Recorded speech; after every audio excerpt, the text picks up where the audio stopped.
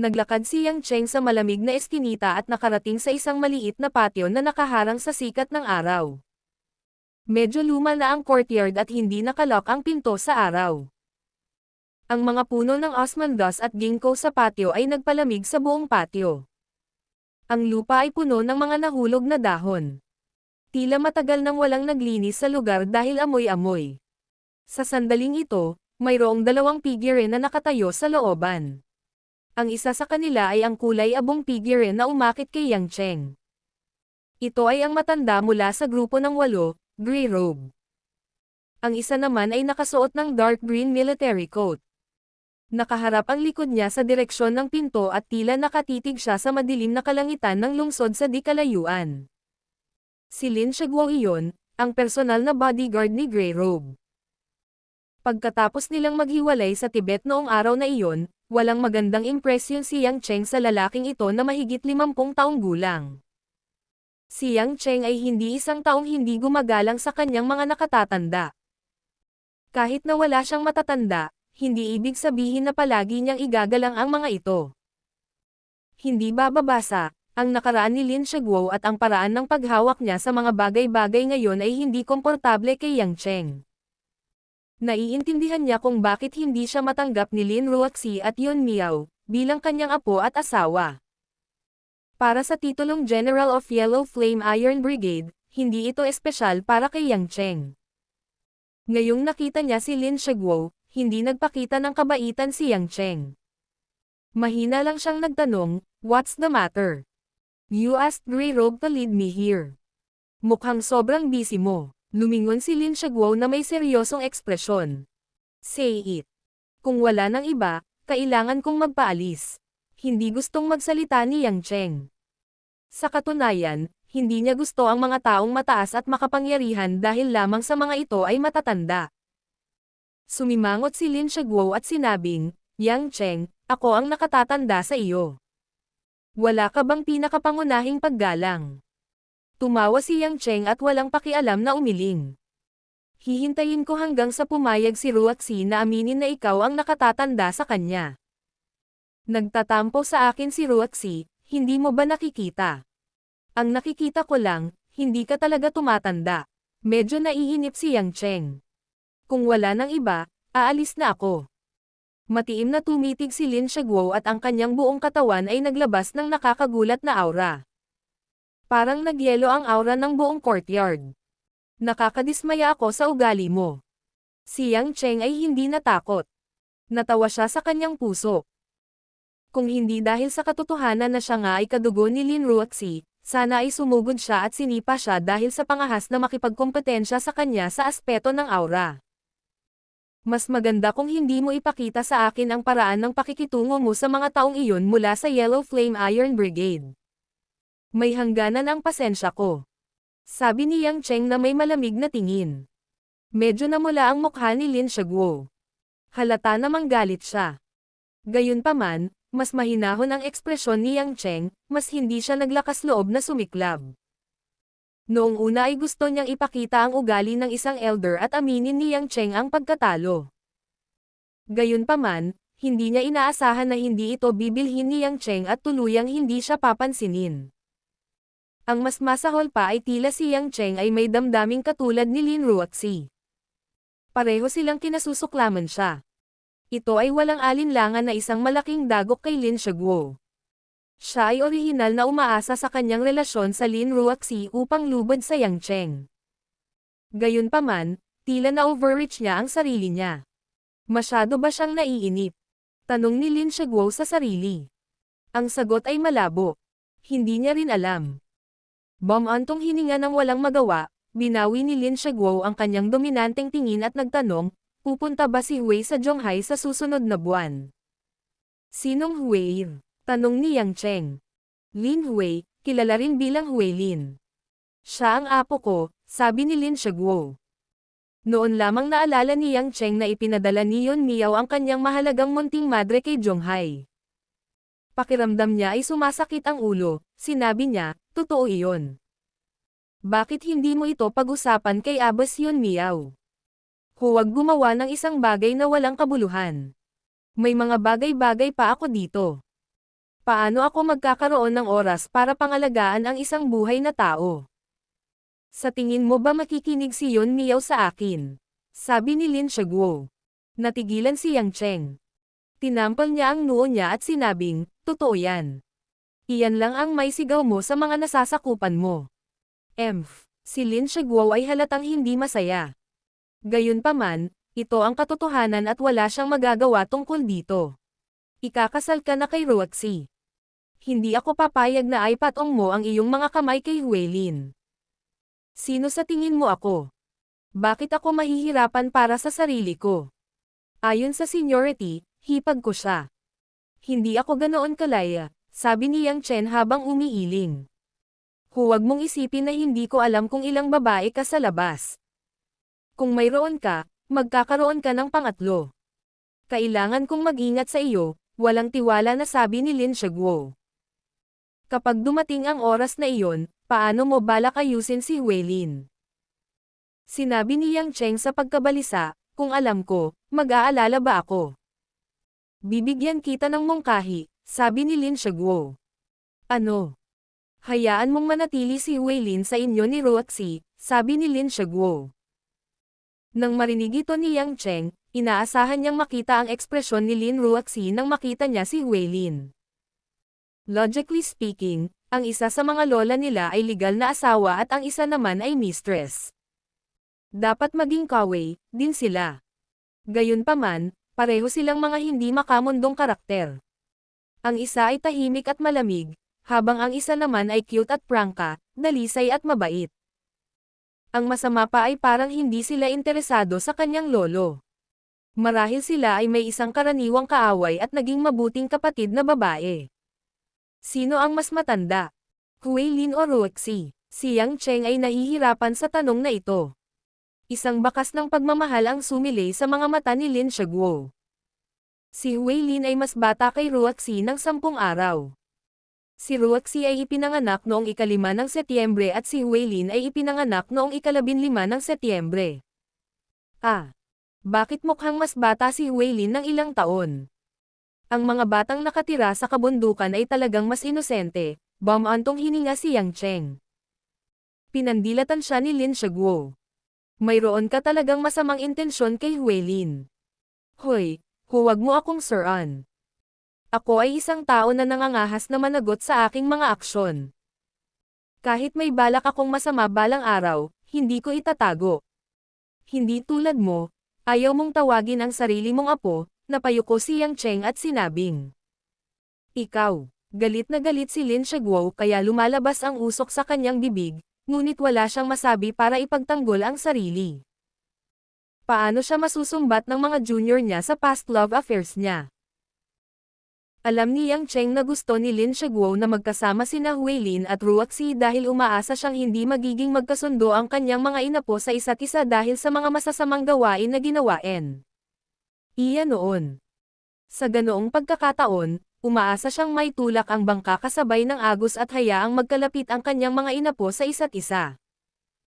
Hindi pinansin ni Yang Cheng ang diskarteng ito, ngunit kinailangan niyang kausapin si Lin Roxy pagkabalik niya. Bukod dito, ang pagkakakilanlan ni Huelin ay isang malaking problema. Bagamat malalaman ni Lin Roxy ang tungkol dito sa madaling panahon, hindi niya masabi sa kanya ng direkta. May iba pa ba? Inilabas ni Yang Cheng ang kanyang telepono at tiningnan ang oras. May 3 minuto pa ang natitira. Nag-isip sandali si Lin Shaguo at nagsabi, ang bato ng Diyos ay nasa iyong mga kamay pa rin.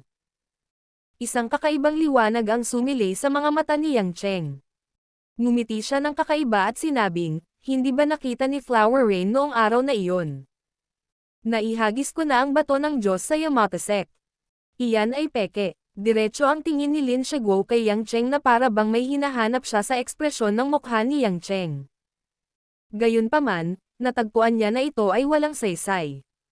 Sinabi ni Yang Cheng nang hindi binabago ang kanyang ekspresyon, bakit mo nasabi iyan? Dapat mong malaman na ang bato ng Diyos ay higit na pabigat sa akin kaysa isang kayamanan. Wala akong mawawala kahit na itapon ko ito sa Yamato Sect. Kahit na ang bato ng Diyos ay walang silbi sa iyo, dapat mong malaman na ang mundo ay hindi magiging mapayapa kung ang bato ng Diyos ay nasa kamay ng ibang mga organisasyon. Sigurado akong hindi mo gustong makakita ng ganoong resulta. Kaya pala dala-dala mo ang bato ng Diyos. Sinabi ni Lin Shaguo, ngayong kusa mong itinapon ang peking bato ng Diyos sa Yamato Sect, gusto mong gawing target ng pampublikong kritisismo ang Yamato Sect. Ito rin ay magbibigay sa iyo ng kapayapaan sa loob ng isang panahon upang ang mga tao sa paligid mo ay hindi madamay. Tama ba ako? Ngumiti si Yang Cheng at sinabing, ito lang ang haka-haka mo. Kung nakuha ng Yamato Sect ang peke, hindi ba nila sasabihin? Hindi lamang si Noriko Okawa ng Yamato Sect ay isang super expert sa ground ninja level, ngunit siya rin ang pinuno na gumawa ng Yamato Sect na isang world-class na organisasyon. Kahit na nakuha niya ang bato ng Diyos, hindi niya ipapapaliwanag sa ibang organisasyon na peke iyon. Iyon ay dahil walang organisasyon ang aamin na ito ang tunay pagkatapos makuha ang bato ng Diyos. Sa makatuwid, ito ay magpapalala lamang ng mga bagay at makaakit ng higit na atensyon at mga kaaway. Hindi napigilan ni Lin Shaguo na tumawa at sinabing, si Tokugawa ay dapat galit na galit ngayon. Sa pagkakataong ito, nagdala ka ng maraming problema sa Yamato Sect gamit ang iyong graph. Sa pagkakaalam ko, ang Takamagahara ng Japan ay gumawa na ng ilang pansamantalang pag-atake sa Yamato Sect. Think whatever you want. Anyway, the Godstone is not in my hands now. Maniwala ka man o hindi, sana ay hindi guluhin ng Yellow Flame Iron Brigade ang buhay ko dahil sa Godstone. Dapat mong malaman na bumalik ako para mamuhay ng matiwasay, hindi para makipag-away sa'yo. At saka, hindi ka talaga makakapantay sa akin, malamig na sabi ni Yang Cheng at tumalikod para umalis sa courtyard. Pagkaalis ni Yang Cheng, si Grey Robe, na kanina patahimik, ay lumakad at magalang na nagtanong, Guro, peke ba talaga ang bato ng Diyos na ibinigay ni Yang Master Yang? Umiling si Lin Shaguo at sinabing, hindi ko alam. Sinusubukan ko lang siya. Mula nang makuha ng Yamato Sect ang bato ng Diyos, hindi na sila kumikilos. Si Noriko Okawa ay isang tusong matandang Zoro. Alam niya na totoo man ito o peke, ang pananatiling tahimik ang pinakamagandang pagpipilian. Kung ito ay totoo, kung gayon nasaan ang tunay na bato ng Diyos? Tanong ni Grey Robe. Si Yang Cheng lang ang nakakaalam nito, sinapo ni Lin Shaguo ang kanyang noo na parang sumasakit ang ulo. Let's go, Grey Robe. Bumalik na tayo sa Beijing. This time, hindi na namin napigilan sina Hanya at Tenoki mula sa Yamato Sect sa Zhonghai. Minaliit namin ang lakas ng Yamato Sect. Pagbalik namin, hayaan ang mga miyembro ng Second Dragon Group na pag-isipan ang kanilang sarili at palakasin ang kanilang pagsasanay. Master, sa palagay ko ay hindi angkop na maging pinuno ang Yongye ng Second Dragon Group, maingat na sabi ni Grey Robe. Natigilan si Lin Shaguo. Bumantong hininga siya at sinabing, paanong hindi ko malalaman ang sinasabi mo? Ngunit ang ating bansa ay iba sa Europa at Amerika. Bagamat ang ating Yellow Flame Iron Brigade ay independyente sa politika ng bansa, tayo ay isang departamento pa rin ng bansa. Ito ay imposibleng makatakas tayo sa mata ng mga peste sa gobyerno. Bata pa si Yongye. Subukang sanayin siya kasama ng ilang matatanda. Dahil may lakas siya, unti-unti niyang mababago ang kanyang kayabangan. Walang magawa si Grey Robe sa kanyang mukha. Oo, Master. O tama. Hiniling ko sa iyo na imbestigahan ang bagay tungkol sa hindi pangkaraniwang pagpapakilos ng Yang Pojen ng pamilya Yang sa hukbo at hukbong dagat ni Jiangnan, nalaman mo ba? Tanong ni Lin Shaguo. Tumango si Grey Robe, oo, Master. Si Yang Pojen ay sumusunod lamang sa kahilingan ng mga in-laws ng pamilya Yang, ang Yuan family ni Zhonghai. Tumulong siya upang maalis ang orihinal na puwersa ng underworld sa Zhonghai, Dongxinggang. Walang ibang nakatagong intensyon. Itong anak ni Yang Gangming ay hindi simple. Tiyak na papasok siya sa susunod na nakatayong komite. Mukhang mahuhulog sa kanyang mga kamay ang pangalawang upuan ng komisyon ng militar, pagsusuri ni Lin Shaguo na may masalimuot na tingin.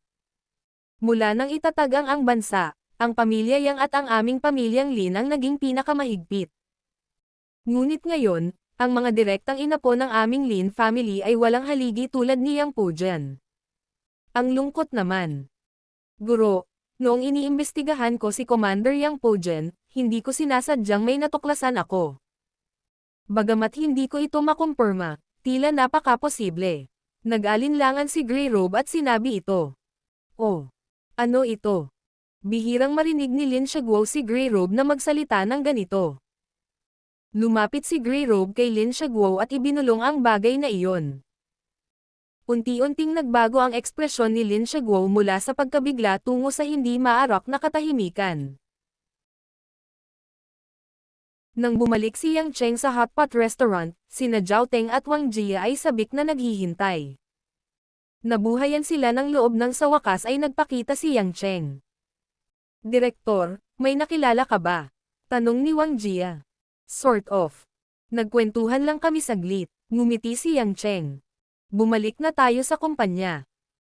Matapos ipadala ni Yang Cheng sina Zhao Teng at Wang Jia pabalik sa Yolei Entertainment, hindi na siya bumalik sa kanyang opisina. Sinabi niya sa dalawa na kakausapin muna niya ang investor. Natural, tuwang-tuwa sila.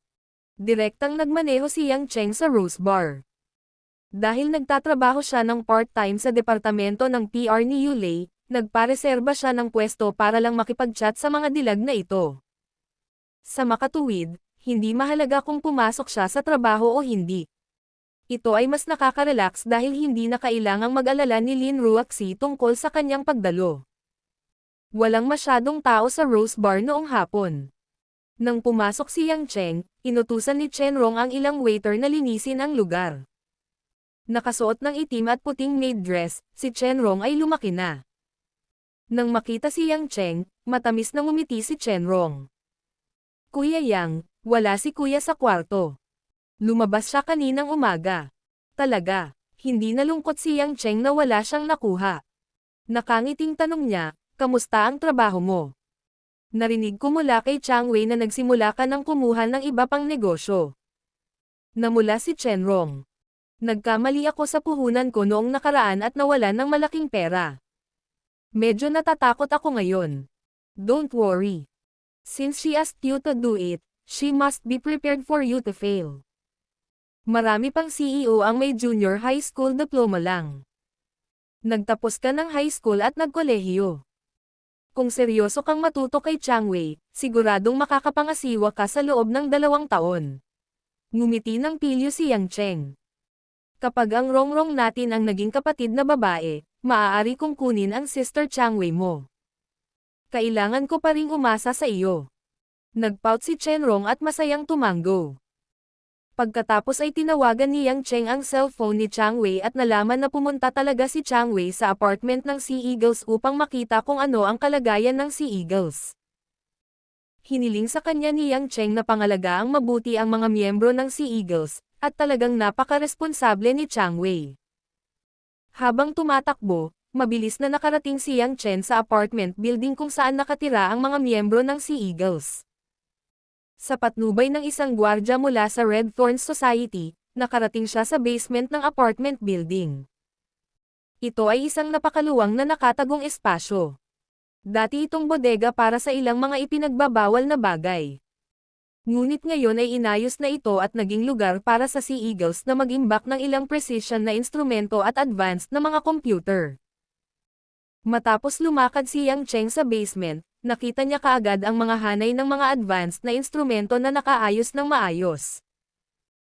May mga pagpapakita ng iba't ibang laki, ang ilan ay nagpapakita ng data, ang ilan ay nagpapakita ng mga larawang video, at ang ilan ay nagpapakita ng mga mapa. Ang lahat ng uri ng espesyal na impormasyon ay mauunawaan lamang ng mga taong dumaan sa propesyonal na impormasyon sa pagsasanay militar. Sa sandaling ito, si Chang Wei, na nakasuot ng maapoy na pulang katad na Amerikana at may magandang figure, ay nakikipag-usap kay Molan, ang kapitan ng Sea Eagles, kasama ang ilan sa kanyang mga pinagkakatiwalaang subordinate. Espesyal na dinala ni Chang Wei ang isang subordinate na bihasa sa maraming wikang banyaga upang kumilos bilang isang tagasalin. Nang makitang lumakad si Yang Cheng, Lumapit si Chang Wei na may matamis na ngiti at niyakap si Yang Cheng. Hubby, your friends are too amazing. Kung sila sana ang tumulong sa akin noon, matagal ko nang nawasak ang West Union Society at Dongxing. Hindi ko na kailangang maglaan ng maraming oras sa pagpaplano at pagpaplano. Kinamot ni Yang Cheng ang ilong ni Chang Wei. Ang proseso ng iyong sariling paglikha ay ang pinakamaganda. Ang paggamit ng mga sandatang nuclear upang patagin ang isang lungsod ay walang kabuluhan maliban sa wakasan ang lahat.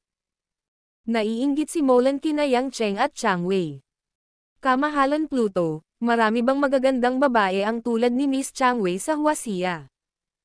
Pwede mo ba akong ipakilala sa isa? Bigla kong gustong pakasalan ang isang babaeng taga-Huasia. Gusto mong manirahan sa bansang ito? Nagtataka na tanong ni Yang Cheng. Bakit hindi? May mga masasarap na pagkain, matapang na alak, magagandang babae, at lahat ay mura.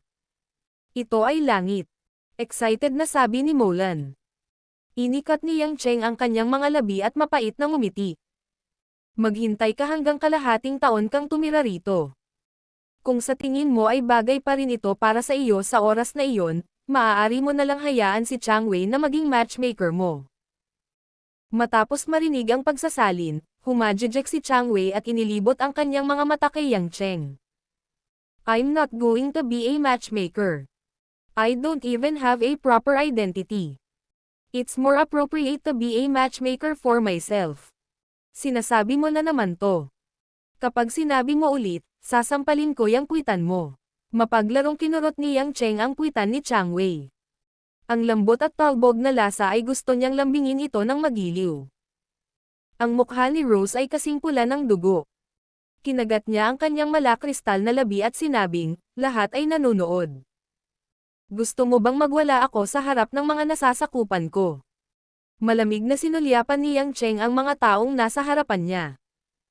Kasama ang mga miyembro ng Sea Eagles, lahat sila ay mataktikang tumalikod. Gusto man nilang makakita, hindi ganoon kadaling labanan ang malamig na mga mata ni Pluto. Tingnan mo, wala silang nakikita. Ngumiti ng masama si Yang Cheng. Walang magawa si Chang Wei laban sa walang hiyang pag-uugali ng kanyang kasintahan. Ngumiti siya at sinuntok ng ilang beses ang dibdib ni Yang Cheng. Nakaset up na ang computer system dito. Maaari nating opisyal na simulan ang paggamit ng lahat ng uri ng monitoring device. Mula ngayon, ang mga lugar na hiniling mong subaybayan ay nasa ilalim ng aming kontrol. Ngayon ay nagpaplano kaming pumunta sa silid ng pagsasanay. Isang grupo ng mga elite na pinili ko ang sinasanay ng mga miyembro ng Sea Eagles. Hubby, gusto mo bang pumunta? Tumanggo si Yang Cheng. Alam niya ang lakas ng mga miyembro ng Sea Eagles, kaya hindi siya masyadong interesado. Gayunpaman, napaka-interesado ni Chang Wei, kaya hindi siya nag-isip na samahan siya. Nasa ikalawang palapag ng apartment ang training room. Bumukas ang mga dingding ng buong palapag. Dinisenyo ito na parang isang silid sa pagsasanay ng karate na may maliliwanag na ilaw at dekalidad na sahig na gawa sa kahoy.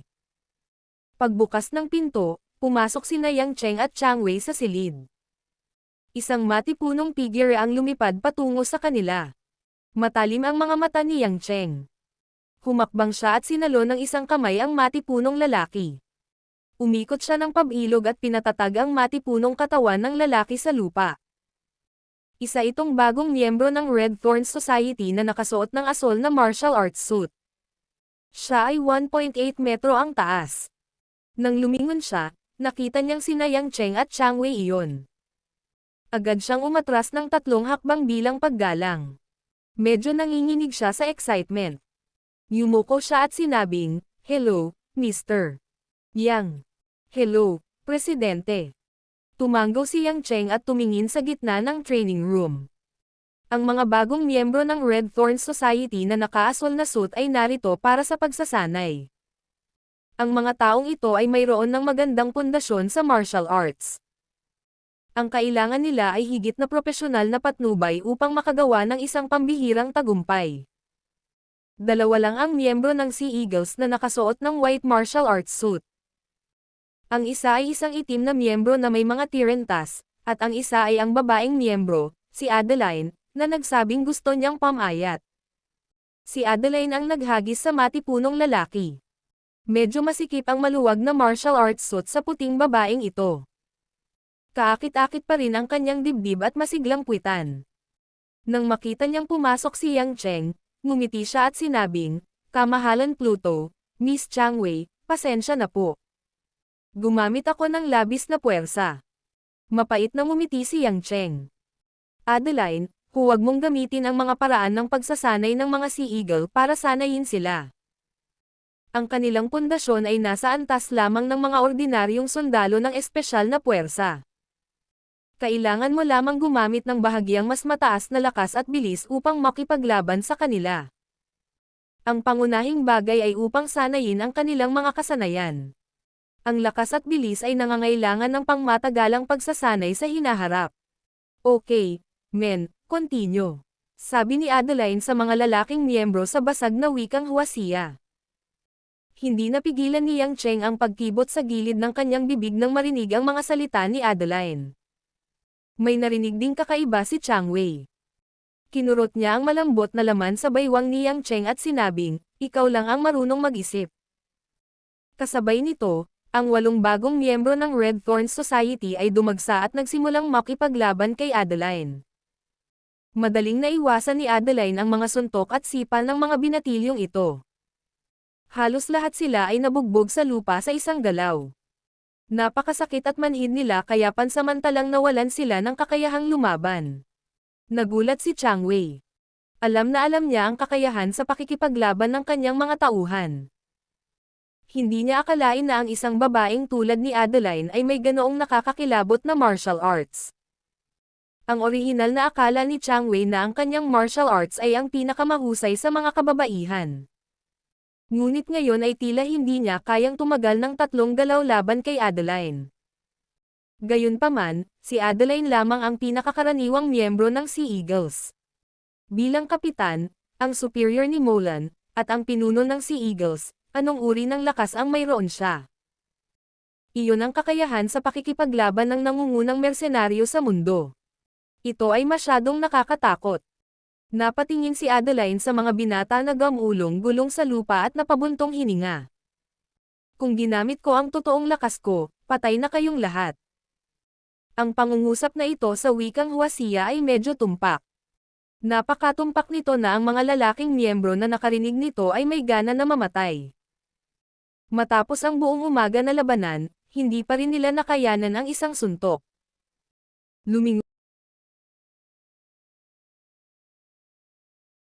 Lumingon si Chang Wei at tumingin kay Yang Cheng, na tahimik at nakangiti. "Hubby, compared to Adeline and the others, gaano kakalayo sa kanila?" Mula sa pananaw ni Chang Wei, ang mga kasanayan ni Yang Cheng ay dapat na mas malakas kaysa kay Adeline at sa iba pa. Pero ngayong nakita na niya ang bilis at lakas ni Adeline, na-curious siya sa magiging resulta kung nakipag-away si Yang Cheng kay Adeline. Ngumiti si Yang Cheng. "Baby, mukhang hindi mo pa rin masyadong naiintindihan ang sinabi ko sa'yo. Anong ibig mong sabihin?" Nagdududang tanong ni Chang Wei. Hindi maihahambing ang iba't ibang mundo. Umiling si Yang Cheng at ngumiti. Naglakad siya pasulong at sinabi kay Adeline at sa isa pang itim na miyembro na medyo nanas, "Magsama-sama kayo at makipag-away sa akin." Natigilan si Adeline at ang itim na miyembro. Si Adeline, na napakayabang ngayon, ay nahihiyang sinabi, "Kamahalan Pluto, gusto ba talaga naming gawin iyon? Huwag kang masyadong magtanong. Gamitin ang lahat ng iyong lakas, huwag mag-effort, at atakehin ako sa pamamagitan ng kawit o ng manloloko," sabi ni Yang Cheng. Nagkatinginan si Adeline at ang itim na lalaki at tumanggo. Pareho silang naglabas ng nakakagigil na aura ng sabay. Nawala din ang casual na ekspresyon ng mga mukha nila. Si Adeline, na mukhang bata at inosente, ay agad na naging isang malamig at matalim na espada. Sa hindi kalayuan, napabuntong hininga si Chang Wei at ang lahat ng miyembro ng Red Thorn Society habang pinapanood ang mga pagbabago sa eksena. Bigla nilang napagtanto na ito pala ang totoong mukha ng mga Sea Eagle. Ang kanilang karaniwang nakaka-relax at nakakatawang pag-uugali ay ganap na lumabas. Swoosh! Swoosh! Sa sandaling kumilos si Adeline at ang itim na lalaki, ang tunog ng mga palaso na tumutusok sa hangin ay narinig. Dahil sa paggalaw ng kanilang mga figure, nahihilo si Changwei at ang iba pa. Nagkaroon ng muffled sound sa hangin na parang ang pagsabog ay nakapaloob sa isang maliit na lugar. Tila hindi gumagalaw ang katawan ni Yang Cheng. Bahagya niyang ibinaling ang katawan sa kinauupuan at saka tumalikod. Bang! Bang! Sa ilalim ng naguguluhang tingin ng lahat, si Adeline at ang itim na lalaki ay kakalipat pa lang sa tabi ni Yang Cheng nang bigla silang tumalbog na parang mga bala ng bakal. Gamulong sila at nahulog 3 metro ang layo. Walang malinaw na nakakita sa ginawa ni Yang Cheng. Tumayo si Yang Chen sa kinaroroonan niya at ipinalakpak ang kanyang mga kamay. Sa walang malasakit na ekspresyon, sinabi niya kay Rose at sa mga tao mula sa Red Thorn Society, huwag kang magtaka. Sa mundong ito, lahat ay may kanya-kanyang teritoryong tinitirhan. Pinaglalaroan ko lang si Adeline at yung iba. Hindi ako interesadong labanan sila ng totoo. Si Adeline at ang iba ay mga coach mo lang. Huwag kang mag-alala kung hindi mo sila kayang talunin dahil hindi ka nakatira sa iisang mundo. Kaya, magsanay ng mabuti. Kailangan mo lamang talunin ang mga nakatira sa parehong mundo tulad mo. Pagkatapos, ikaw ang magiging pinakamalakas. Huwag na nating pag-usapan kung nakinig ba ang Red Thorn Society sa mga salita ni Yang Cheng, ngunit ang mga mata ni Changwei ay puno ng pananabik. Bagamat alam ni Changwei na tiyak na mas malakas si Yang Cheng kaysa kay Adeline. Hindi niya inaasahan na si Adeline, na tila napakalakas sa kanyang paningin, ay natalo pa rin ni Yang Cheng sa isang galaw. Ang mga lalaki ay hindi magiging masaya kapag ang kanilang minamahal na babae ay mas malakas kaysa sa kanila, ngunit ang mga kababaihan ay laging umaasa na ang kanilang lalaki ay ang pinakamalakas. Kaya, lubos na nasiyahan si Changwei. Si Adeline at ang itim na lalaki na bumangon mula sa lupa sa hindi kalayuan, ang kanilang mga mata ay napuno ng kawalan ng kakayahan at panatikong paghanga. Your Majesty Pluto, hindi ba pwedeng bumagsak ka ng kaunti? Masyadong matigas ang sahig dito, sabi ni Adeline sa mahinang boses. Ayaw mo bang magbawas ng timbang?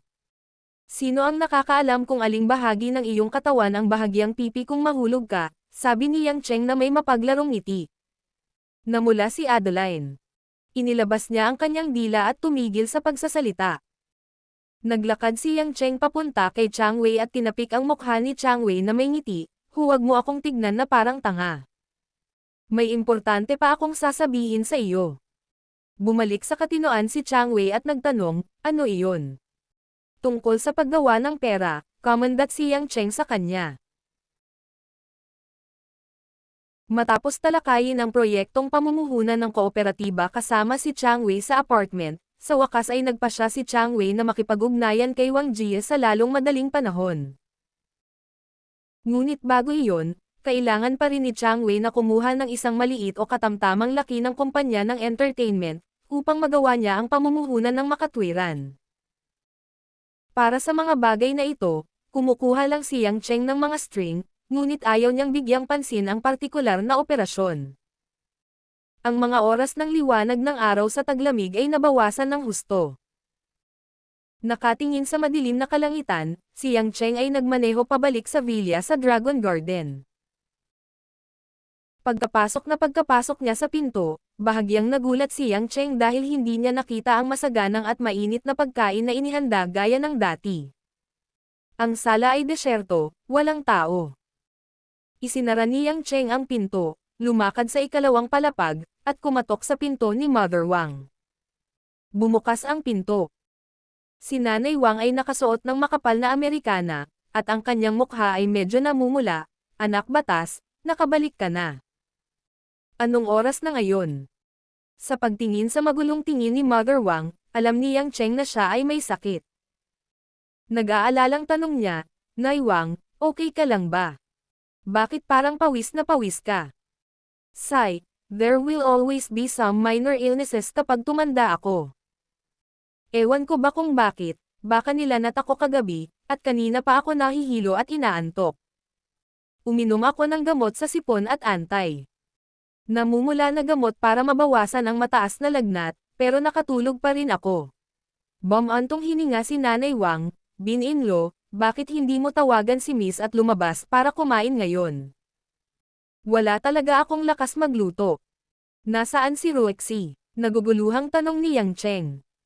Si Miss dapat ay nagtatrabaho sa pag-aaral. Say, kung hindi ko siya tatawagan, hindi niya maaalala na kumain ng hapunan. Bumantong hininga si Nanay Wang, "Anak in batas, pumunta ka at tawagan si Miss, babalik ako." Matulog. Nanay Wang, lalabas ako para kumain at magdadala ng ilan para sa iyo. Sabi ni Yang Cheng. Ayos lang, wala akong ganang kumain. Magiging maayos din ang tulog ko. Pasensya na, young master. Pilit na ngumiti si Nanay Wang at isinara ang pinto. Bumantong hininga si Yang Cheng ng may damdamin. Bagamat inalagaan ni Nanay Wang ang kanyang sarili, siya ay nasa unang bahagi ng edad 50. Kung talagang nilalamig siya, hindi ito maliit na bagay. Naglakad siya papunta sa pintuan ng study ni Lin Ruoxi, at sigurado, tumagas ang liwanag mula sa siwang ng pinto. Tiyak na nagtatrabaho siya simula nang makauwi siya. Hindi man lang niya napansin na oras na para kumain. Dudududo. Pagkatapos kumatok ni Yang Cheng sa pinto, natagalan bago bumukas ang pinto. Si Lin Ruoxi ay nakasuot ng pink na pajama na may malambot na sinturon na nakatali sa kanyang payat na baywang. Medyo magulo ang buhok niya, at dahil matagal na siya sa study, medyo kulang siya sa oxygen. Pulang-pula ang kanyang mukha, at medyo naluluha ang kanyang mga mata. Medyo maganda ang itsura niya. "Kumain ka na ba?" tanong ni Lin Ruoxi. "Oras na para kumain, ngunit walang makakain," sabi ni Yang Cheng. "Anong ibig mong sabihin?" Kumunat ang noo ni Lin Ruoxi. Sinabi sa kanya ni Yang Cheng ang tungkol sa lamig ni Nanay Wang. Nagpakita ng pag-aalala ang mga mata ni Lin Ruoxi, at agad niyang gustong pumunta at kumatok sa pinto ng kwarto ni Mother Wang. Hinawakan ni Yang Cheng ang kanyang braso, "Huwag mong istorbohin si Nanay Wang, kain muna tayo sa labas. Kung gusto mong pumunta, pumunta ka, hindi ako nagugutom." Direktang tumanggi si Lin Ruoxi, at kasabay nito, pilit na kumawala sa pagkakahawak ni Yang Cheng sa kanyang braso. Mapait na ngumiti si Yang Cheng. Noong araw na iyon, hindi niya maiwasang halikan ang babaeng ito, at hindi maganda ang ugali niya. "Gusto mo mang magalit sa akin, huwag mong patigasin yang tiyan mo. Mula nang bumalik ka, paano ka hindi magugutom?" Ang ibig sabihin ng hindi gutom ay hindi gutom. Malamig na sabi ni Lin Ruoxi. Kailangan ni Nanay Wang na uminom ng gamot ngayon, at lalabas tayo para kumain at bumili ng gamot. Don't tell me wala ka man lang pusong bumili ng gamot para kay Nanay Wang. Kinailangang baguhin ni Yang Cheng ang paraan ng pagsasabi nito. Bakas sa mukha ni Lin Ruoxi ang pagpupumiglas, at sa wakas ay nakompromiso, "Maghintay ng 5 minuto, magpapalit ako ng damit." Nakahinga ng maluwag si Yang Cheng, walang paraan para makipaglaro ng husto sa babaeng ito, at kung gusto niyang maglaro, kailangan niyang makipaglaro sa paligid. Wala pang 5 minuto, nagpalit si Lin Ruoxi ng casual na damit pang taglamig at lumabas ng pinto, naglakad pababa ng hagdan. Nakasuot siya ng lavender tight-fitting sweater, gray tassel scarf-style coat, at light-colored na pantalon. Ang kanyang mahabang buhok ay lumipad, at ang kanyang balat ay kasing puti ng nyebe, nakakasilaw na mga tao. Ngumiti si Yang Cheng at nagtanong. "Kaunti lang ang suot mo, hindi ka ba nilalamig? Gusto mo bang kumain sa open air?" tanong ni Lin Ruoxi. "Hindi iyon ang mangyayari," sabi ni Yang Cheng. Hindi na nagsalita pa si Lin Ruoxi, at naglakad papunta sa pinto para magpalat ng isang pares ng flat na sapatos na pambabae na Nike. Dahil halos 1.7 metro ang taas niya, kahit na nakasuot ng flat shoes, sapat na para ipagmalaki ang figure ni Lin Ruoxi. Pagdating sa garahe, tinanong ni Lin Ruoxi si Yang Cheng, "Saan tayo kakain?" "Ano sa tingin mo?" Sinunod ni Yang Cheng ang kanyang payo. Napailing si Lin Ruoxi, hindi ako masyadong lumalabas, kahit ano. Tapos ako na ang magdadrive, ihahatid na kita dyan, sabi ni Yang Cheng. Nag-alinlangan si Lin Ruoxi, ngunit tumanggaw pa rin, huwag masyadong mabilis. Si Yang Cheng ay talagang hindi nang ahas na maging masyadong mabilis, dahil ang kasalukuyang relasyon sa pagitan nilang dalawa ay nasa panahon ng Cold War. Kung galitin niya si Lin Ruoxi, ang Cold War na ito ay magiging isang tug of war. Ang puting BMW ay nagmaneho patungo sa isang night market street sa labas ng lungsod. Hindi binalak ni Yang Cheng na pumunta sa isang high-end na restaurant para kumain. Hindi naman sa kailangan niyang dalhin si Lin Ruoxi para kumain ng ordinaryong pagkain, ngunit hindi niya gusto ang kapaligiran ng isang high-end na restaurant. Tumingin si Lin Ruoxi sa maingay na night market sa labas ng bintana ng kotse, at medyo nawala sa pag-iisip. Sa kanyang opinyon, ang mga taong ito na naghahanap buhay sa night market ay tila nakatira sa ibang mundo. Ito ay hindi isang mapagmataas na saloobin. Para kay Lin Ruoxi, ito ay isang likas na pakiramdam lamang. Ipinarada ni Yang Cheng ang sasakyan sa medyo maluwang na parking lot. Napapaligiran ng maliwanag na ilaw na maliliit na restaurant, na puno ang hangin ng maanghang na amoy ng pagkain, na nagpapabilis ng paglalaway ng mga tao. Talagang medyo gutom si Lin Ruoxi, kaya nagtanong siya, ano ang gusto mong kainin? Itinuro ni Yang Cheng ang pinakamalapit na restaurant na may karatulang, crayfish, kumain ka na ba niyan? Crayfish. Ano ito? Hindi talaga alam ni Lin Ruoxi. Kung ganoon ay ihahatid na kita ngayong araw na ito.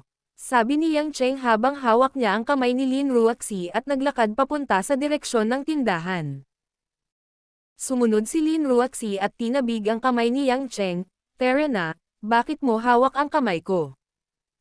Natatakot ako na baka maaga ka ng masasamang tao. Hindi mo ba nakikita na napakaraming tao ang pumupunta at pumunta dito? Napakadelikado ng isang magandang babae na tulad mo," sabi ni Yang Cheng. "Anong kalokohan ang pinagsasabi mo, hindi ako 3 taong gulang na bata." Walang sapat na lakas si Lin Ruoxi, at sa huli, hindi pa rin siya makalaya at sinundan si Yang Cheng sa tindahan. May 3 bakanteng maliliit na mesa sa tindahan. Matapos makahanap ng upuan sa tabi ng bintana si Yang Cheng at umupo kasama si Lin Ruoxi. Lumapit ang batang waitress na kumuha ng order at tinanong sila kung ano ang gusto nila sa Mandarin na may banyagang accent. Ilang beses na tiningnan ni Yang Cheng ang menu, nag-order ng 2 yulang, ilang side dish, at isang mangkok ng adobo na sabaw ng gulay, at hiniling na ihain kaagad ang mga pinggan. Nakinig si Lin Ruoxi sa mga pagkaing sinabi ni Yang Cheng, at natigilan. Palihim siyang natututong magluto mula kay Li Jingjing nitong mga araw, ngunit hindi pa niya narinig ang mga pagkaing sinabi ni Yang Cheng, kaya nagtanong siya, masarap ba ang mga pagkaing iyon? Kung hindi sila masarap, bakit ako mag-o-order? Nakangiting sabi ni Yang Cheng. Hindi na nagsalita pa si Lin Ruoxi, at nagsimulang tumingin sa paligid ng maliit na restaurant. Ang mga lumang mesa at upuan na gawa sa kahoy, ang maruming tubig at mga basura sa lahat ng dako sa baldosa na sahig. Ang mga bagay na ito, sa kanyang opinyon, ay masyadong kasuklam-suklam. Hindi niya talaga maintindihan kung bakit hindi pumili ng magandang lugar ang lalaking ito at pumili ng ganitong lugar. Hindi nagtagal, 2 malalaking plato ng nagninangas na pulang crayfish ang inilabas. Nang maamoy ni Lin Ruoxi ang maanghang na amoy, nakatingin lang siya sa kawalan, hindi alam kung ano ang gagawin. Ang crayfish ay niluto kasama ang lahat ng uri ng mga sarsa, at ito ay nagninangas na pula, at ang hitsura nito ay kakaiba. Kahit na kumain si Lin Ruoxi ng Australian crayfish sa mga normal na araw, ito ay hiwa-hiwain para kainin niya, at hindi pa siya nakakita ng isang buong crayfish dati. Binalatan ni Yang Cheng ang shell ng crayfish, kinuha ang karne gamit ang kanyang mga kamay, at kinain ito sa kasiyahan. Nang makitang si Lin Ruoxi ay hindi gumagalaw ng matagal, at nakakunot lang ang noo sa kanya, tinanong niya, ano ang mali, hindi ka mahilig kumain ng crayfish. Ito, paano ako kakain nito? Tumitig si Yang Cheng saglit, nakikita mo kung paano ko ito kinakain, hindi mo ba ako masusundan? Hindi mo ba naisip na maduming gamitin ang iyong mga kamay ng ganito? Nahirapan si Lin Ruaxi na tanggapin. Kung gayon, sa tingin mo, paano ko ito kakainin? Kung hindi ko ito binabalatan ng aking mga kamay, dapat ko bang gamitin ang aking mga daliri sa paa? Sabi ni Yang Cheng nang walang magawang ngiti. Kahit na gumamit ng isang pares ng mga guwantes na plastik, ang uri na isterilisado. Sabi ni Lin Ruaxi. Natuwa si Yang Cheng, hindi ito isang star restaurant, gawin mo na lang, huwag masyadong mapili. Ang aming mahusay na CEO Lin, huwag mong sabihin sa akin na hindi ka man lang marunong magbalat ng crayfish. Nakaramdam ng matinding galit si Lin Ruaxi, kung hindi siya dinala ng lalaking ito sa ganitong uri ng lugar, kailangan ba niyang titigan ito at hindi makakain? Pinatigas ang kanyang puso. Ginamit ni Lin Ruaxi ang kanyang mga kamay upang kunin ang isang yulang, at natuto mula kay Yang Cheng, at nagsimulang magbalat ng shell. Ngunit ang shell ng crayfish ay hindi patag, isang medyo matalim na bahagi ng shell, tulad ng isang karayom, ang tumusok sa pink na daliri ni Lin Ruaxi.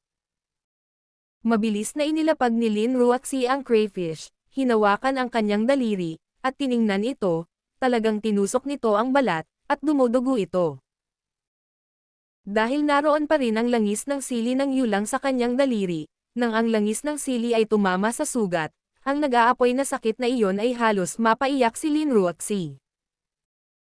Nang makita ito, agad na kumuha si Yang Cheng ng ilang napkin, at hindi alam kung tatawa o iiyak, ano ang pagmamadali, maghintay ka. Nadamay si Lin Ruaxi. Napakamalas niya na nakilala ang gayong lalaki, isang masarap na hapunan, isang tahimik na restaurant, at pagkatapos ay umuwi, bakit kailangan niyang pumunta sa sirang lugar na ito para magdusa? Habang iniisip niya iyon ay lalong namumula ang kanyang mga mata. Kulang na lang lumuha siya. Si Yang Cheng ay nakaramdam ng matinding awa. Ngunit naramdaman din niya na ito ay napaka-interesante. Si Lin Ruaxi ay nagalit sa sandaling ito, ngunit hindi siya nagsalita, ang ekspresyon ay talagang makulay.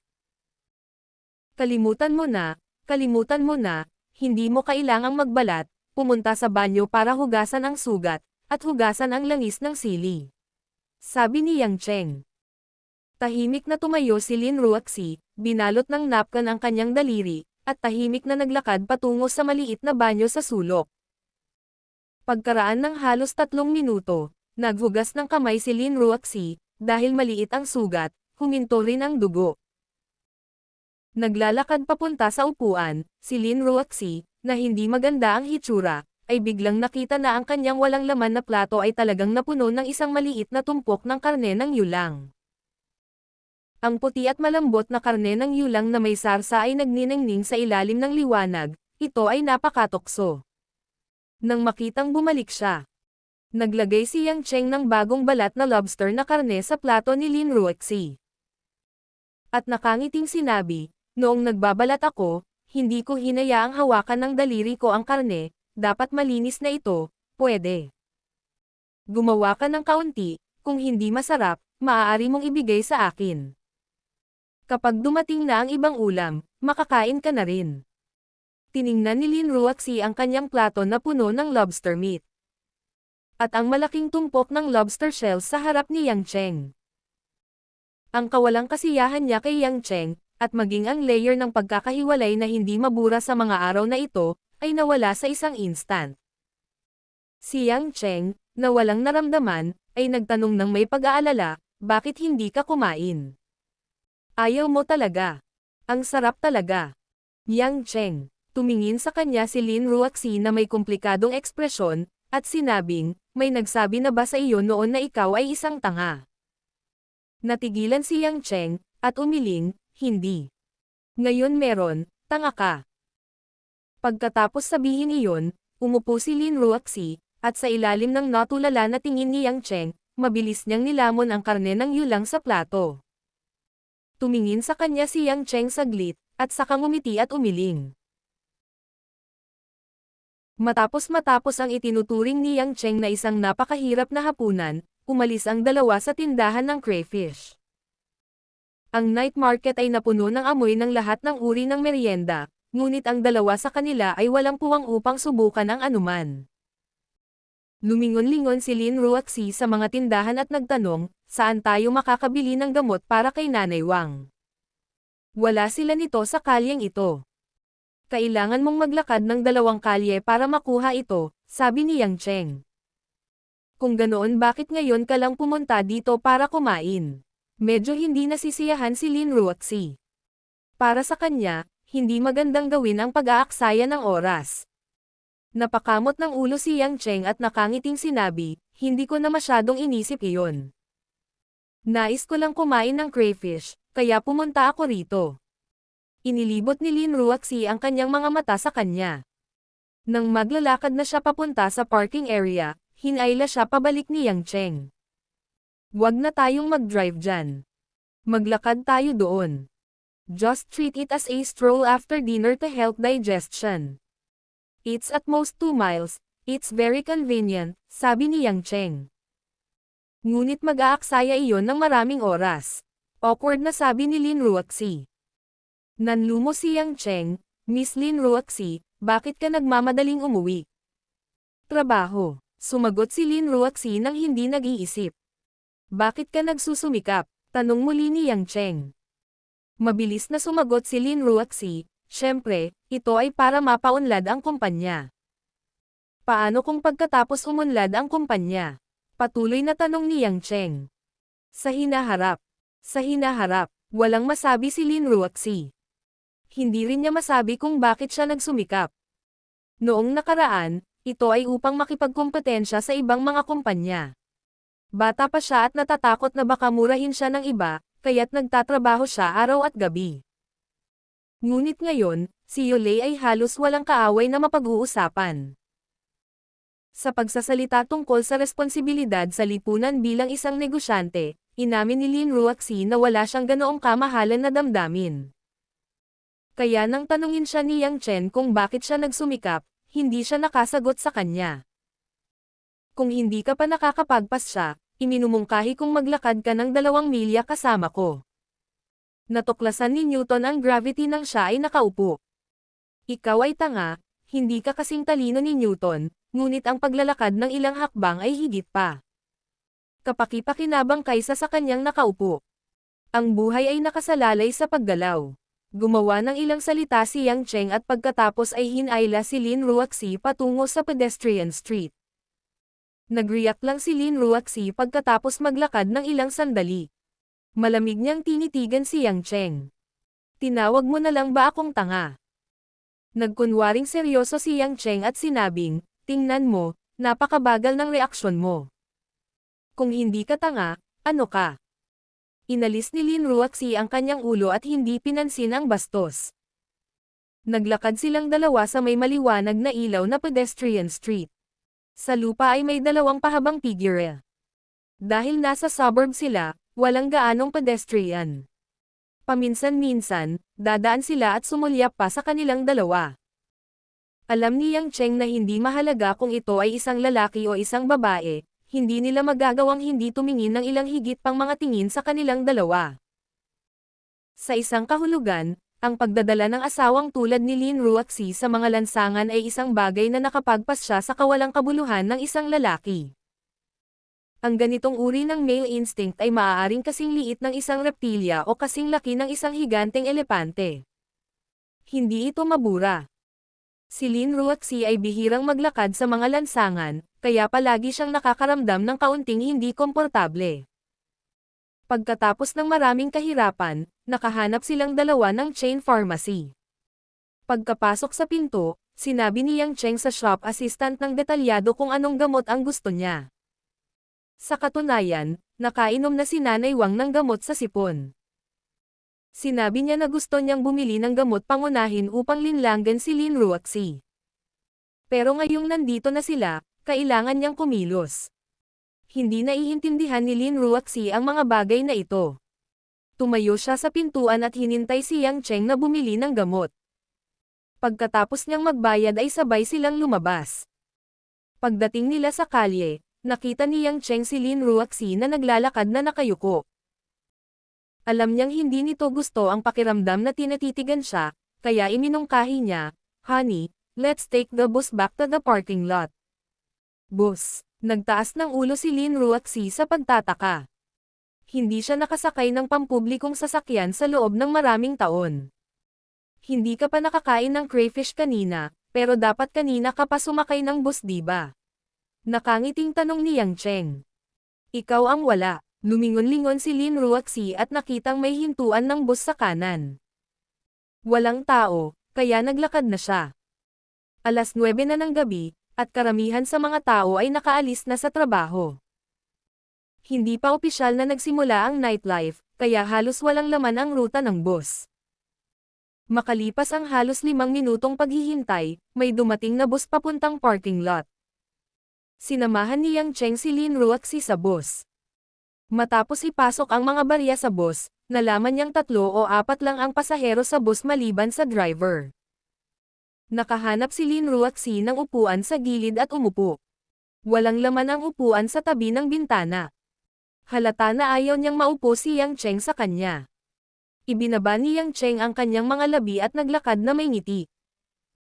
Tinapik niya ang balikat ni Lin Ruoxi at sinabing, "Magandang babae, maupo ka sa tabi ng bintana." Inangat ni Lin Ruoxi ang kanyang ulo at walang ekspresyon na sinabi, "May mga bakanteng upuan sa lahat ng dako. Hindi ba pwedeng umupo ka na lang kahit saan? Hindi ka ba pwedeng umupo ng mas comfortable? Bakit kailangan mong umupo sa tabi ko? Kapag hindi mo ako payagan, hahalikan kita." Sabi ni Yang Cheng na may kasamang evil smile. Namula ang magandang mukha ni Lin Ruoxi habang nakatitig kay Yang Cheng. Sa pag-aalala na talagang maglakas loob itong rogue na gawin iyon, agad siyang lumipat sa upuan sa bintana. Umupo si Yang Cheng sa tabi ni Lin Ruoxi nang may kasiyahan. Pinisilpan niya ang kanyang puwitan palapit kay Lin Ruoxi. Malapit nang mabaliw si Lin Ruoxi. Paanong walang hiya ang lalaking ito? Hindi niya ito pinaupo sa tabi niya at gumamit pa ng ganoong uri ng kahiya-hiyang paraan para takutin siya. Kung gusto niyang umupo, pagkatapos ay umupo. Bakit kailangan niyang ipitin siya? Ikaw, napaka-unreasonable mo talaga. Bakit kailangan mong maupo sa tabi ko? Hindi ba maraming upuan sa bus? Galit na nagreklamo si Lin Ruoxi. Kinagat ni Yang Cheng ang kanyang mga labi at ngumiti. Dumukot siya sa bulsa ng coat niya at may kinalikot. Tumingin siya kay Lin Ruoxi at sinabing, "Maraming upuan sa bus, ngunit isa lang ang upuan sa tabi ko." Panipi. Nanlaki ang basang mata ni Lin Ruoxi. Matagal siyang walang sinabi. Naramdaman na lang niya ang malakas na pagtibok ng puso niya. Isang upuan lang sa tabi ko. Ngunit pagkatapos ng kakaibang pakiramdam, unti-unting naalala ni Lin Ruoxi ang isang bagay. She sneered and said, "Huwag mong isipin na ako ay 3 taong gulang na bata.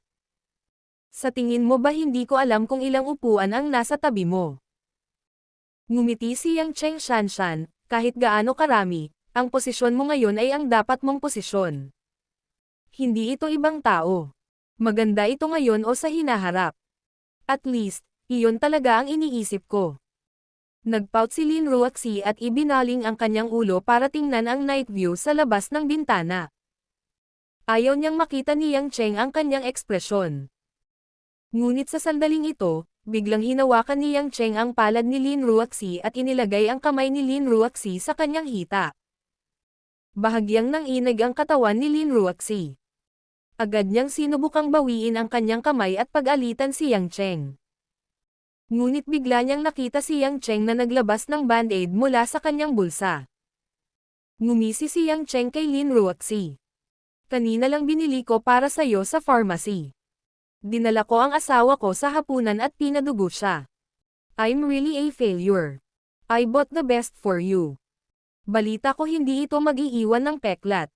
Let me idikit mo yan." Tinitigan ni Lin Ruoxi si Yang Cheng ng blanko.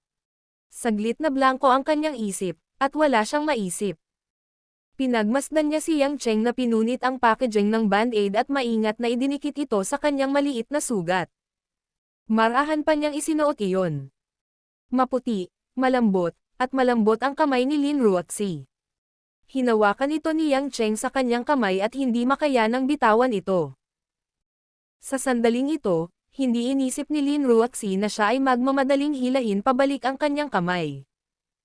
Sinamantala ito ni Yang Cheng at pinaglaruan ito sa pagitan ng kanyang mga kamay. Kinurot niya ito sa kaliwa at pinahid pa kanan. Pabiro niyang sinabi, mukhang pwede ring gawing dekorasyon ang band-aid. At least maganda sa kamay ng asawa ko. Natauhan si Lin Ruoxi at pilit na binawi ang kanyang kamay. Naisip niya kung paano niya hinayaang laruin ni Yang Cheng ang kanyang kamay. Agad siyang namula. Gusto niyang maghanap ng siwang na mapagtataguan at masira ang metal sheet ng boss. Kaya, huwag mong gawin ito sa hinaharap. Hindi alam ni Lin Ruoxi kung ano ang gagawin. Napangiti si Yang Cheng. Halatang ipinagmamalaki niya ang kanyang sarili dahil sa pangibabaw.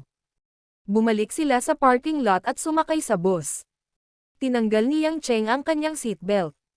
Tumingin siya kay Lin Ruoxi, na nakayuko at namula. Ngumiti siya at sinabing, samahan mo akong makakita ng isang tao. Si Lin Ruoxi ay nahihiya pa rin. Tanong niya sa mahinang boses, tingnan mo kung sino. Isang nakababatang kapatid ko. Nakilala ko lang siya 2 araw na ang nakakaraan. Nangako ako sa kanya na dadalhin ko ang aking asawa upang makita siya, sabi ni Yang Cheng. Itinaas ni Lin Ruoxi ang kanyang ulo sa kawalan ng tiwala at sumulyap kay Yang Cheng. Mapait na ngumiti si Yang Cheng. Magandang asawa, sa tingin mo ba ay dadalhin kita upang makita ang isang batang babae na may ganoong uri ng relasyon? Sa wakas inamin mo na may babae ka na may ganyang relasyon. Nagalit si Lin Ruoxi sa mga salita ni Yang Cheng at sa wakas ay bumalik sa kanyang normal na lamig. Naramdaman ni Yang Cheng na si Lin Ruoxi ay hindi na kasing cute ng dati. Nagkibit balikat siya at hindi umimik. Pinaandar niya ang sasakyan at nagmaneho sa direksyon ng Eastern Jiujiang. Pagkatapos ng quarter ng 1 oras, nagmaneho si Yang Cheng patungo sa kalye kung saan nakilala niya si Zhen Xiu noong isang araw. Oo nga, nakita niya mula sa malayo ang night snack stall ni Zhen Xiu. Bumaba si Yang Cheng sa kotse kasama si Lin Ruoxi at sabay na naglakad papunta sa cart. Si Zhen Xiu ay nakasuot ng luma, dark green na down vest at isang mabalahibong scarf. Bagamat medyo luma na ang hitsura niya, ang kanyang macelan na mga tampok ng mukha at malaki, masiglang mga mata ay nagpalabas ng kakaibang kagandahan sa gitna ng kanyang pagiging simple. Kakaalis lang ni Zhen Xiu ng customer nang makita niya si Yang Cheng na naglalakad palapit sa kanya. Nakangiting nakatingin sa kanya si Yang Cheng. Kuya Yang. Ang magandang mukha ni Zhen Xiu ay nagpakita ng nagulat na ekspresyon. Ngumiti siya at sinabing, paano ka nagkaroon ng oras para pumunta dito? Si Yang Chen ay hindi tapat na naglabas ng isang tuyong bala ng kawayan mula sa seksyon ng malatang. Kumagat, at sinabing, hindi ba't sinabi mo na gusto mong makipagkita kay sister-in-law noong nakaraan? Dahil hindi ko siya dinala dito para sa tingnan mo, kailangan mo akong bigyan ng discount. 5% ay hindi sapat. Hindi bababa sa 50%. Ngumiti si Zhen Xiu at kumunot ang kanyang maliit na ilong. Tumingin siya sa likod ni Yang Cheng at nakita si Lin Ruoxi na kakalakad lang papunta sa stall. Gayunpaman, nang makita ni Zhen Xiu at Lin Ruoxi ang mukha ng isa't isa, sabay silang natigilan sa kinatatayuan.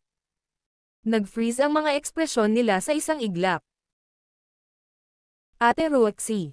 Zhen Xiu. Nang makitang tinawag ng 2 babae ang pangalan ng isa't isa sa sandaling magkita sila. Ang taong pinag-uusapan, si Yang Cheng, ay tumigil sa pagmuya sa mga sanga at tumingin sa magkabilang gilid, nagtanong, magkakilala kayo? Bahagyang namutla ang mukha ni Zhen Xiu, at pinilit niyang ngumiti, long time no see, Sister Ruoxi. Maraming ekspresyon ang bumungad sa mukha ni Lin Ruoxi. Matapos ang unang pagkabigla, siya ay huminahon at malamig na tumingin kay Yang Cheng, sinabing, ang taong gusto mong makita ko, ay si Jianxiu. Ye, girl, nakakakilala ko lang kanina. She's very cute, right? Nakangiting sabi ni Yang Cheng. Hindi sumagot si Lin Ruoxi. Lumingon siya para tingnan si Jianxiu, at may kaunting awa sa kanyang mga mata. Bakit ka biglang umalis? Alam mo ba kung gaano nag-alala ang Din para sa iyo noong panahong iyon? Paumanhin, Ate Ruoxi, hindi ko sinasadyang mag-alala ang Din, ngunit walang mas mahusay na paraan. Natahimik si Jianxiu, at ang kanyang mga mata ay medyo kumikinang. Saglit na natigilan si Yang Cheng, at kumaway kay Lin Ruoxi, asawa, huwag kang masyadong malamig at mamamatay tao, tinatakot mo si Jianxiu. Hindi pinansin ni Lin Ruoxi si Yang Cheng, at naglakad palapit sa maliit na cart. Tiningnan niya ang malatang at iba't ibang merienda dito, at pagkatapos ay tumingin sa damit at manipis na mukha ni Jianxiu. Pagkaalis mo doon, nagtinda ka ba ng merienda dito? Bahagyang nanginig ang katawan ni Jianxiu, at may kaunting gulat sa kanyang mga mata.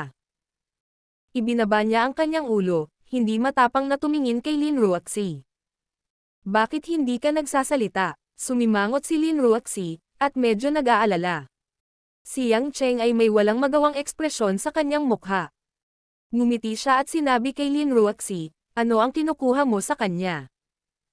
Isang batang babae na umaasa sa sarili niyang mga kamay para maghanap buhay.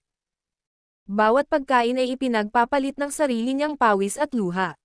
Mayroon bang dapat ikabahala? Itinaas ni Jianxiu ang kanyang ulo at may pasasalamat na tumingin kay Yang Cheng. Medyo lamambat ang ekspresyon ni Lin Ruoxi. Tinanong niya si Yang Cheng, mukhang naiintindihan mo ng mabuti. Alam mo ba kung saan kami nagkakilala ni Jianxiu, at gaano katagal na tayong magkakilala? Ngumiti si Yang Cheng at sinabing, sa tingin mo ba ganoon ako katanga? Si Jianxiu ay isang ulila tulad ko. Siguradong nakilala mo siya sa New Hope Orphanage ilang taon na ang nakararaan. Nang marinig ni Yang Cheng na nagsasalita tungkol sa kanyang buhay bilang isang ulila, medyo humihingi ng tawad ang mukha ni Lin Ruoxi. Sinabi niya sa mahinang boses, hindi ko sinasadya. Noong nabubuhay pa ang nanay at lola ko, nakita ko si Jianxiu sa orphanage. Noong panahong iyon, napakabata pa niya. Noong taong iyon, noong 15 taong gulang siya, bigla siyang umalis ng walang paalam. Matagal nang nag-alala ang Din sa kanya. Palagi kong iniisip na iniwan niya si Zhonghai, ngunit hindi ko inaasahan na narito siya. I'm sorry. But I really can't stay there and trouble the Din's lola anymore. Sinabi ni Jianxiu, papayagan akong makasama ang isang grupo ng mga kapatid na mas bata sa akin, tiyak na hindi ko sila mabibigo. Pero hindi ka pwedeng umalis ng walang paalam. Alam mo ba kung gaano kalungkot ang Din kapag ganito ka? Sabi ni Lin Ruoxi. Ibinaba ni Jianxiu ang kanyang ulo at hindi nagsalita. Kumunat ang noo ni Yang Cheng, huwag na nating pag-usapan ang nakaraan. Tama na ang sabihin ito ng isang beses. Dinala kita rito para makilala itong kapatid kong ito at makilala ang isa't isa. Magkakilala kayo, hindi ba magandang magkita tayong muli pagkatapos ng maraming taon? Bakit kailangan mong paiyakan si Jianxiu? Paliwanag ni Lin Ruoxi, hindi ko sinasadyang malungkot si Jianxiu, pero 18 taong gulang pa lang siya ngayong taon. Bata pa lang siya, nakakakuha lang ng ID niya. Ang batang babae na naglalakad sa lipunan, paanong hindi ko siya pakialam? I don't see you care about me, your husband. Ibinaba ni Yang Cheng ang kanyang mga labi. Yang Cheng, medyo nagalit si Lin Ruoxi. Sige, banibiro lang kita.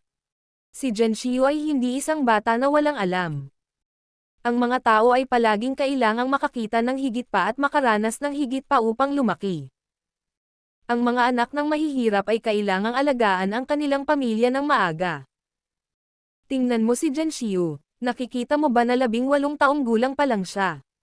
Nakangiting sabi ni Yang Cheng. Tiningnan ni Lin Ruoxi ang mas mature na hitsura ni Jianxiu. Sa katunayan, hindi siya mukhang isang 18 taong gulang na babaeng estudyante sa high school. Jianxiu, naalala pa ng Kuya Ruoxi mo kung ilang taon ka na? Sinisigawan ka pa niya tungkol sa bagay na iyon. Mukhang miss na miss ka na niya. Medyo nagseselos ako. Kinindatan ni Yang Cheng si Zhen Xiu. Inilibot ni Lin Ruoxi ang kanyang mga mata sa kanya at malungkot na umupo. Itinaas ni Zhen Xiu ang kanyang ulo at tumingin sa galit na sina Lin Ruoxi at Yang Cheng na kamandat sa kanya. Kinagat niya ang kanyang mga labi at ngumiti, hindi ko talaga akalain na ang asawa ni Kuya Yang ay si Kuya Ruoxi. Ngunit para sa isang mabuting tao tulad ni Kuya Yang, tiyak na napakasaya ni Kuya Ruoxi na ikasal sa iyo. Zhen Xiu, sinong mata mo ang nakakita na siya ay isang mabuting tao? Malungkot na sabi ni Lin Ruoxi. Naisip niya sa sarili, napakasuklam ng lalaking ito. Bakit ba lagi na lang siyang may mga babaeng pinag-uusapan siya? Ni hindi niya ba nibitawan ang isang batang tulad ni Zhen Xiu? Hindi na ito inisip ni Zhen Xiu at sinabing, huling pagpunta ko sa istasyon ng pulis, lahat ito ay salamat kay Kuya Yang. Ubo-ubo. Ubo-ubo. Agad na umubo ng malakas si Yang Cheng. Paano niya nasasabing may binugbog siya at pumunta sa istasyon ng pulisya? Napakabata at insensible talaga ng babaeng ito. Insensible. Oo nga, ang malamig na mga mata ni Lin Ruoxi ay dumilat at ang kanyang nakamamatay na aura ay lumabas muli, nagpunta sa istasyon ng pulisya. Mukhang gustong-gusto mo doon. Sabihin mo sa akin kung anong nangyari. Hehe, magaling kong asawa. Akala ko wala kang pakialam sa mga walang kwentang bagay ko. Idilat mo lang ang isang mata at ipikit mo ang isa. Ang nakaraan ay parang usok. Hayaan mo na lang. Huwag mo nang palampasin. Tulala si Yang Cheng. I'm not interested in your trivial matters. Pero bakit pumunta si Zhen Xiu sa police station? Tanong ni Lin Ruoxi. Walang pagpipilian si Yang Cheng kundi isalaysay ang mga pangyayari noong araw na iyon. Sinabi lang niya na ang mga taong iyon ay sadyang naghahanap ng gulo at hindi nila kilala si Zhen Xiu. Alam ni Zhen Xiu na tinatakpan ni Yang Cheng ang kanyang masasamang gawa mula sa simula hanggang sa huli. Nakaramdam siya ng pagka-touch at sweet at the same time. Nakaramdam siya ng hindi pa nagagawang pakiramdam para sa pagsasaalang-alang ni Yang Cheng sa kanya. Sa ilalim ng walang hiyang kahilingan ni Yang Cheng, nagpout si Zhen Xiu at ibinigay sa kanya ang kalahati ng malatang, na naging dahilan ng pag-ikot ng mga mata ni Lin Ruoxi. Zhen Xiu, makinig ka sa kapatid mo. Maglaan ka ng oras para bumalik sa looban. Kahit na hindi mo puntahan ang iyong mga nakababatang kapatid, tingnan mo man lang si Principal Cha. Siya ang nagpalaki sa iyo at palagi kang iniisip. Hinikayat ni Lin Ruoxi. Medyo madilim ang mga mata ni Zhen Xiu. Hindi naman sa ayaw niyang bumalik, pero wala siyang mukha para makita ang matandang babae. Nakita ni Yang Cheng ang iniisip ni Zhen Xiu. Inabot niya at kinamot ang maputing mukha ni Zhen Xiu. Girl, I'll take some time to take you back. Ayon sa utos ng kapatid mong si Ruoxi, huwag mo nang isipin na tumakas. Kailan ko sinabi na gusto kong kunin mo si Zhen Xiu? Sabi ni Lin Ruoxi na hindi nasisiyahan. Kung hindi ako sasama sa kanya, hindi sasama si Zhen Xiu. Hindi ba, Zhen Xiu? Kinindatan ni Yang Cheng si Zhen Xiu. Humajijek si Zhen Xiu. Siya ay nagpapasalamat sa kanyang puso at masunuring tumango. Nakaramdam ng pagkahilo si Lin Ruoxi. Habang nagngangalit ang kanyang mga ngipin ay wala rin siyang magawa. Kung ikukumpara sa galit kay Yang Cheng, mas mabuti para kay Zhen Xiu na bumalik at makita si Principal Cha. Pagkatapos uminom ng 2 bote ng white wine at kumain ng 1 dosenang malatang skewer, at ubiling nagpaalam si Yang Cheng kay Zhen Xiu. Gayunpaman, galit na ibinaling ni Zhen Xiu ang kanyang ulo at hindi siya pinansin. Nakaupo sa kotse kasama si Lin Ruoxi, galit na sinabi ni Lin Ruoxi, paano mo ito magagawa? Madali ba para kay Zhen Xiu na suportahan ang sarili sa isang maliit na negosyo? Mayroon kang lakas ng loob na hilingin sa kanya na bigyan ka ng 50% na diskwento at kumakain at umiinom pa rin ng marami. Silly girl, nagkukunwaring galit lang si Zhen Xiu. Kung gagawin ko ito, lalapit lang siya sa akin. Trust me, paliwanag ni Yang Cheng. Huwag mo akong tawaging silly girl. Halos mawalan ng malay si Lin Ruoxi, 18 years old pa lang si Zhen Xiu. Kung nasa school siya, first or second year high school siya. Hindi mo man lang bibitawan ang ganoong batang babae. What are you thinking? I really like this child and see her as a younger sister. Mapait na ngumiti si Yang Cheng. May nakababatang kapatid ka ba? Ngumisi si Lin Ruoxi. Napangiti si Yang Chen. Oo naman. Sa susunod na buwan, pupunta sa Zhonghai ang anak ng apo ng apo ng apo ng kapatid na babae ng pangatlong kapatid na babae ng aking tiyahin, ang anak ng apo, na malayong pinsan ko. Baka magtagal siya sa Zhonghai. Pagdating ng panahon, Levi staying at our house. Bilang hipag niya, you better be mentally prepared. Natigilan si Lin Ruoxi. Ang gulo ng isip niya, teka, kaninong anak ang sinasabi mo? Anyway, pinsan ko lang ang darating. Pagdating ng oras, hilingin mo kay Nanay Wang na maghanda ng bakanteng kwarto para hindi tayo magmadali, sabi ni Yang Cheng. Bakit kailangang tumira sa bahay ko ang mga kamag-anak na walang kinalaman sa iyo? Galit na sabi ni Lin Ruoxi. Hindi ba tayo mag-asawa? Ganyan ba tayo? Tanong ni Lin Ruoxi na nakangisi. Sandaling nag-isip si Yang Cheng, kailangan ba nating tumulong sa isa't isa sa oras ng pangangailangan? Sige, halika, maghalikan tayo. Maaari mong ipangako sa akin pagkatapos Yimo ay tapos na. Biglang umatras si Lin Ruoxi, ngunit nakasuot siya ng safety belt sa kotse, kaya nahirapan siyang makatakas. Hindi. Ipinapangako ko. Nang makita si Yang Cheng na unti-unting lumalapit sa kanya na may masamang ngiti, direktang pinili ni Lin Ruoxi na ikompromiso. Tawa ng tawa si Yang Cheng, alam kong tiyak na papayag ka, tulad ng tiyak na ibabalik ko si Zhen Xiu sa orphanage. Tumitig si Lin Ruoxi sa lalaki, walang imak.